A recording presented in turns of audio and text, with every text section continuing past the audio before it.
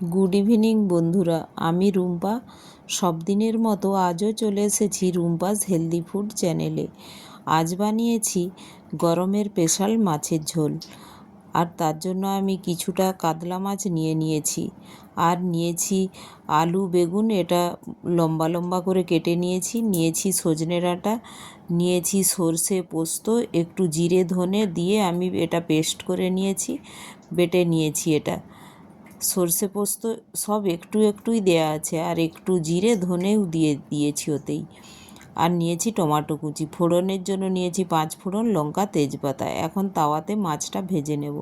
তাওয়াটা বসিয়ে দিয়েছি, গরম হয়ে গিয়েছে, তো এতে এক এক করে আমি মাছগুলো দিয়ে দেব।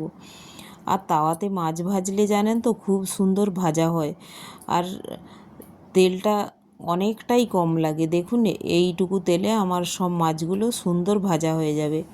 দেখুন এক পাশটা লাল লাল হয়ে গিয়েছে, তো আমি উল্টে দিচ্ছি। এইভাবে আমি সমস্ত মাছগুলো ভেজে নিচ্ছি। কত সুন্দর হয়েছে দেখুন মাছটা, আর মাছটাতে একটু তেলও বেরিয়েছে। আর এটা বড় কাতলা মাছের কয়েকটি পিস, পেটি আর একটা রিং পিস নিয়েছি। তো এটা ভেজে আমি একটি পাত্রে তুলে নেব। আর এই গরমের সময় এই রকম সজনে ডাঁটা দিয়ে পাতলা ঝোল, টমেটো দিয়ে, মাছ দিয়ে এরকম রান্নাগুলোই খেতে খুব ভালো লাগে। গ্যাসের ওভেনে আরেকটি আমি কড়াই বসিয়ে দিলাম। সেই কড়াইয়ে একটু তেল দিয়ে তার মধ্যে ফোড়নে দিয়ে দিলাম 5 ফোড়ন, লঙ্কা, তেজপাতা। আমি লঙ্কা একদমই ইউজ করছি না রান্নাতে, কারণ অতিরিক্ত গরম তো, তাই টমেটো একটু বেশি পরিমাণে দিলাম। টমেটোটা দিলে একটু হালকা টক ভাবও আসে, আর সজনে ডাঁটার সাথে জানেন টমেটোটা খুব ভালো লাগে।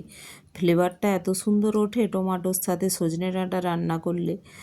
তো দিয়ে আমি লবণ হলুদ একটু দিয়ে এটা কষিয়ে নিচ্ছি।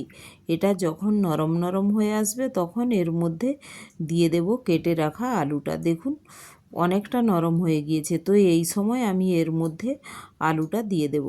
আলু দিয়ে একটু ভালো করে কষিয়ে নেব। লবণ হলুদ তো দেওয়াই আছে, তো আলু আর টমেটো একসাথে কষাও হয়ে যাবে, আর টমেটোটা গলেও যাবে।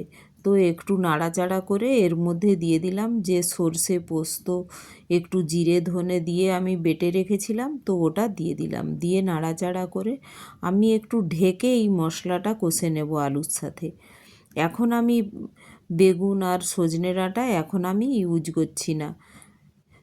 এটা যখন দেখুন এই মশলাটা আমার কষা হয়ে গিয়েছে আলুর সাথে, তো এটা নাড়াচাড়া করে এখন আমি দিয়ে দেব জলটা, মশলা ধোয়া জলটা দিয়ে দিলাম।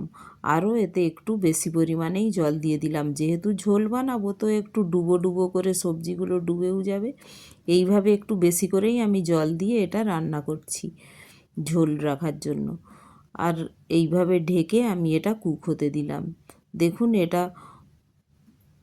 প্রায় ফুটে উঠেছে, তো এই সময় আমি এর মধ্যে দিয়ে দেব বেগুন আর সজনে ডাঁটা। আর সজনে ডাঁটা আর বেগুন এইভাবে রান্না করাটাই বেস্ট। আর এইভাবে রান্না করার ফলে পুষ্টিগুণটাও ভালো থাকে, আর এত সুন্দর কুক হয়ে যায়। এই ফুটে উঠলে সেই ঝোলের ওপর বেগুন আর সজনে ডাঁটা দিলে স্মেলটাও খুব ভালো আসে। দেখুন এখন প্রায় 80% মতো আলু প্রায় কুক হয়ে গিয়েছে।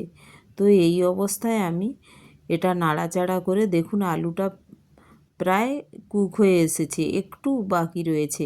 তো এই সময় এর মধ্যে দিয়ে দেব ভেজে রাখা মাছগুলো, এক এক করে দিয়ে দেব। তো মাছগুলো দিয়ে আমি একটু নাড়াচাড়া করে নেব। এই মাছগুলো দিয়েও আমি একটু 3-4 মিনিট এটা কুক হতে দিলাম। মাছগুলো যাতে ঝোলের সাথে একটু ফ্লেভারটাও, মাছের ফ্লেভারটা চলে আসে সেইভাবে, তাই 3-4 মিনিট আমি এটা কন্টিনিউ কুক হতে দিলাম। এখন দেখুন আলুটা অনেকটাই কুক হয়ে গিয়েছে। তো এই সময় আর কয়েকটা আলু আমি এইভাবে পেস্ট করে আমি এইভাবে ঝোলের সাথে মিশিয়ে দিলাম, ওই খুন্তির সাহায্যেই চিপে চিপে। তো এইভাবে ঢেকে দিয়েছিলাম, গ্যাসটা বন্ধ করে দিয়েছি।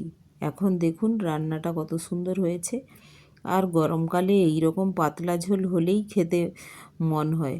যত পাতলা কোনো কিছু রান্না সেটাই ভালো লাগে। তো একটি লাইক, শেয়ার ও সাবস্ক্রাইবও করে